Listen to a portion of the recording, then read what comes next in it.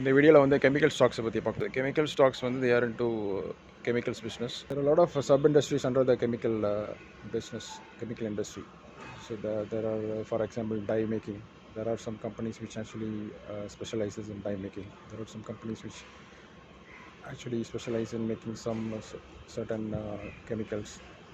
So it's a very fragmented industry, and it's hugely populated. So there are a lot of companies which are in that industry.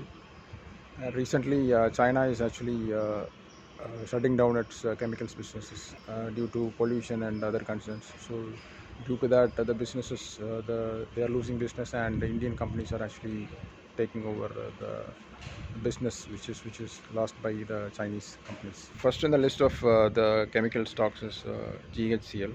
So basically, this is a company which manufactures caustic soda. So it is an oligopolistic market. So there are only three players, main players in the industry. So one is Tata Chemicals, another one is Nirma, and the third one is Ghcl. So these are the three companies which actually has got a lot of market share in the caustic soda business. And this company has also got into textiles business. It has got a spinning business, home textiles business. So recently it has divested its home textiles business, and it's going to actually demerge its textiles business into a new company.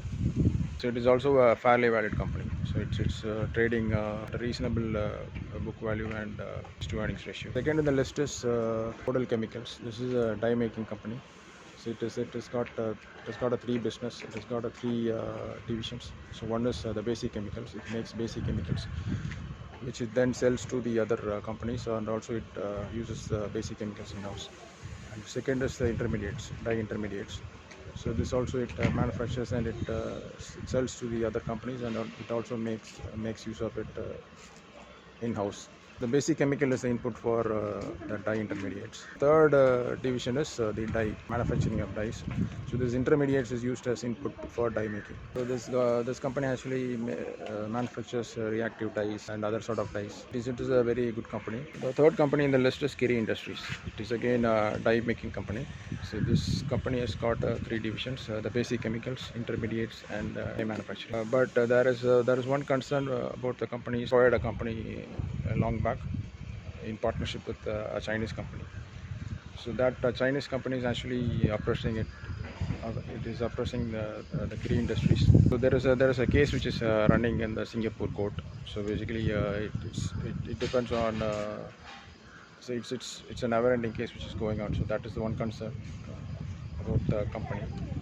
Apart from that, it seems like a good company, so it's worth watching. And the next company is in the list is Ultramarine Pigments. So this again is a dye making company. So this company makes dyes for swimming pool, which is a swimming pool.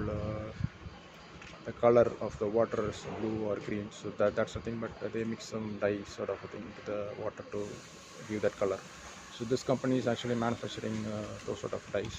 So it's a fairly valued company, I would say. Also, it has got a lot of investments to its group companies.